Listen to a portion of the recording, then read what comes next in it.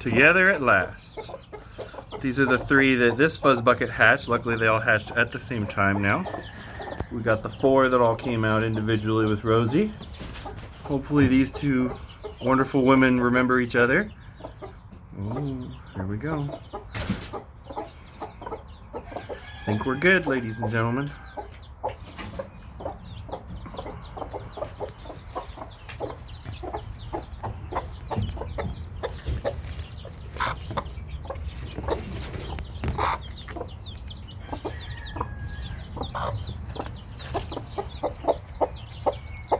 Yeah, those are yours.